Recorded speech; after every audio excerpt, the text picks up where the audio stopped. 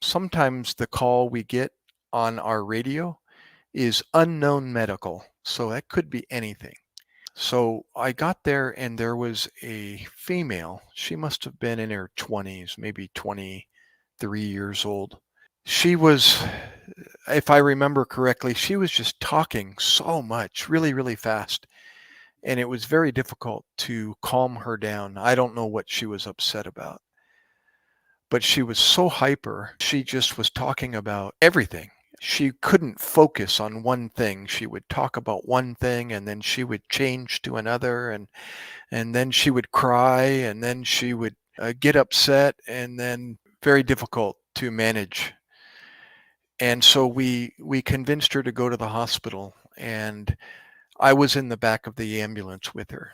My partner was driving. This was in Oregon.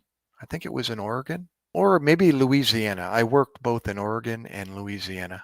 So we were transporting this girl, and because she was acting strangely, you check her blood sugar to make sure her blood sugar isn't low, or if it isn't high. It's kind of a standard altered mental status protocol that we follow.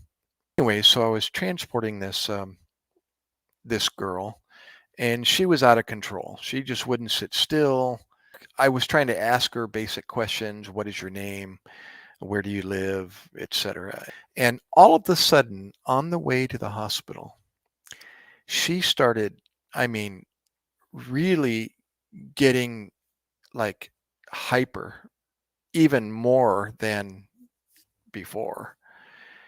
And she was opening my cabinets. We have these sliding plastic doors where we keep our medications and our bandages. And she was opening those and trying to get into there, and I was struggling. I was constantly trying to keep her hands away from things and telling her to stop, and you have to sit still. And all of a sudden she let out this big scream, and she laid down flat on her back.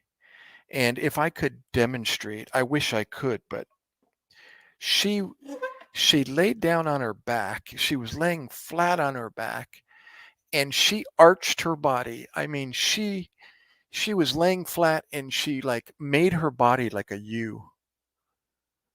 Her head was on the pillow, and her feet, her heels, the heel of her foot was on the bed, and she was shaped like a U.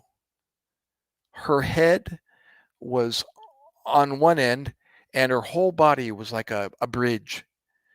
And she raised herself up on her heels until her body was off the bed, and she was like a big upside down U on the bed like this. And she was screaming, and then she screamed so high that her voice like disappeared, and she was like stuck, ah, and she was holding herself back like this. And I'm just looking at her going, oh my gosh, what in the world? Well, I remember a picture in a medical dictionary. It's called a Taber's dictionary. It's got all the medical terminology and definitions. And I remember reading about a um, a word that described somebody that was in that position from their head to their heels and arched like a bridge. And it's called a dystonic reaction or dystonia. When I saw that, I got a hold of the hospital, and I was able to describe to the nurse what was going on and convinced her to get an order for Benadryl, whether it was 25 or 50 milligrams, I don't remember. But we pushed the Benadryl in her IV that I had established already.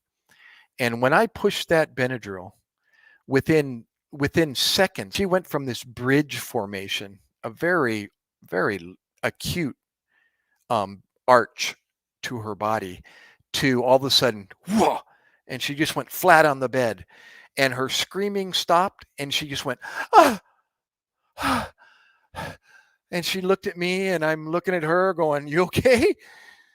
And I think she started crying, and she was super tired and sweaty. Um, but the Benadryl worked. And just based on the reaction of the medication, it's more than likely what was happening to her. But it was one of the wildest things I've seen a person do, is to be able to elevate themselves like that in an arch and support themselves on the back of their head and their heels and be in this U-shaped formation on the bedside. I mean, on top of the bed.